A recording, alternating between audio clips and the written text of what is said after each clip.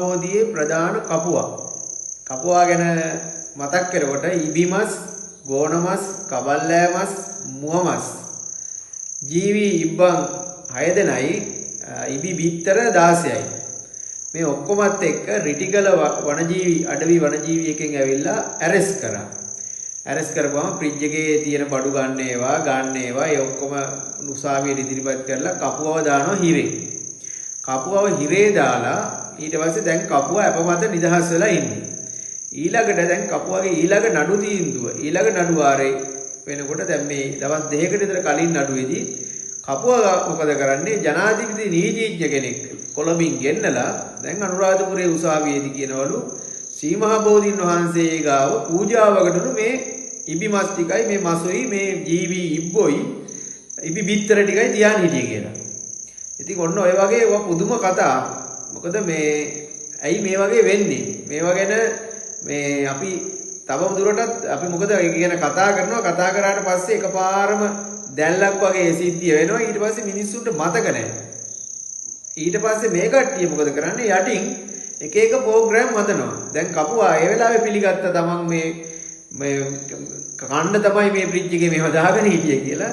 දැන් ජනාධිපති නීතිඥ කෙනෙක් සල්ලි දීලා අනුරාධපුරට එක්කන් ඇවිල්ලා දැන් කියනවලු රුවන්වැලිසෑය මේ සීමා බෝධීන් වහන්සේ ගාව පූජාවකට ගෙනාවු මේ මස් ටිකයි මීබ්බෝ ටිකයි තමයි මේ ඉන්නේ කියලා. පූජාවකට ගෙනාවේ.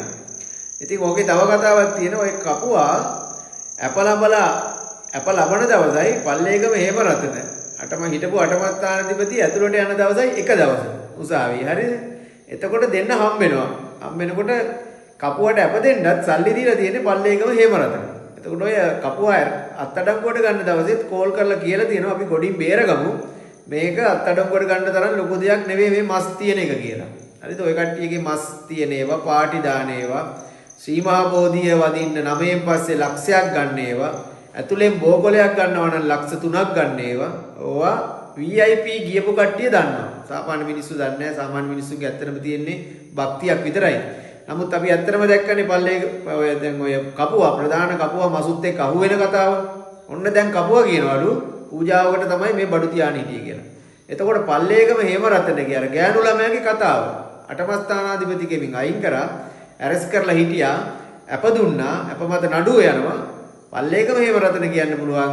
ඔය කෙල්ල තමයි බලහත්කාරයෙන් ඇවිල්ලා මාව පටලවලා මට මේ කරපු විපත්තිය කරේ ඔය ගෑනු ළමයා කියලා. අන්තිමට ඔය ගෑනු ළමයා වරදකරුවෙක් වෙන්න පුළුවන්. ඔය අහිංසක අවුරුදු 11 12 අහිංසක ගෑනු ළමයා. එතකොට කපුවා දැන් කියනවා මේ සීමහා බෝධියේ පූජාවකට තමයි ඉබ්බෝ ටිකයි, කබල්ලෑ මස් ටිකයි, මුවමස් ටිකයි, ගෝණමස් ටිකයි ගෙනාවේ කියලා. අනේ අර අඩවි වන නිලධාරී රිටිගල තමන්ගේ අවංකව සේවය කරපු රාජ්‍ය නිලධාරියා වරදකරු වෙන්න පුළුවන්. ඔන්න ජනාධිපතිතුමනි අනුර දිසානායක ජනාධිපතිතුමනි, එතකොට අධිකරණ පද්ධතිය අධිකරණ ඇමති තුමනි ඔන්නව බලන්න. මොකද ඔයගෙන් තමයි රජය මේ ඔය දේවල් වලින් තමයි රජය විවේචනය කරොත් මිනිස්සු විවේචනය කරන්නේ. මොකද ඔයගෙන බලන්න. මොකද අපි පැහැදිලිවම දැක්ක මස් ටික. අපි පැහැදිලිවම දන්නවා මේ සිදුවීම් ටික. ඊට පස්සේ රුවන්වැලිසෑයේ චූඩාමාණික්‍ය මාරු කරපු එක රුවන්වැලිසෑයේ මැණික් ටික ගැන අහනකොට දැන් කියනවා මේ අවුරුදු 20කට විතර කලින් නායක හාමුදුරු නමක් කීවලු අකුණක් ගහලා රත්තරන් දන්වල ටික කැඩුනා කීවලු, මැණික් ගල් ටික ගැලවුණා කියන පරිවිඩියක් ආවා කීවලු. ඒ කාලේ අකුණක් වැදුනා කීවලු කොතට අකුණට වැදුනට පස්සේ මැණික් ගල් ගැලවිලා විසි වුණා කියනවා. දැන් මැණික් ගල් නැති වෙලා තියෙන දැන් ගොඩක් කල් කියන කතාවක් තමයි දැන් කියන්නේ.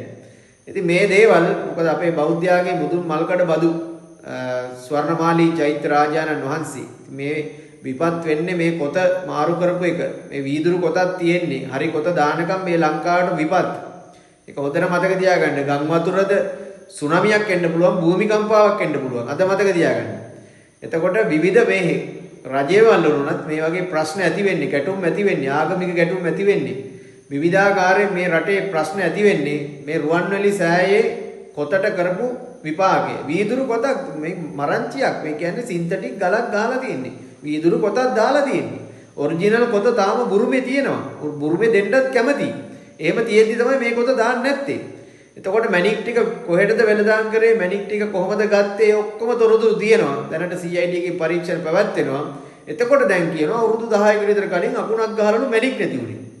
දැන් ඔය කපුවා මස් ගැන කියන කතාවයි හේමරතන රුවන්වැලිසෑයේ කොත ගැන කියන කතාවයි හේමරතනගේ DNA පරීක්ෂණය ගැන කිසි කෙනෙක් දැන් කතා කරන්නේ. එතකොට අවසානයේ ඔය පොඩි ළමයා වරදකරුවෙක් වෙන්න පුළුවන්.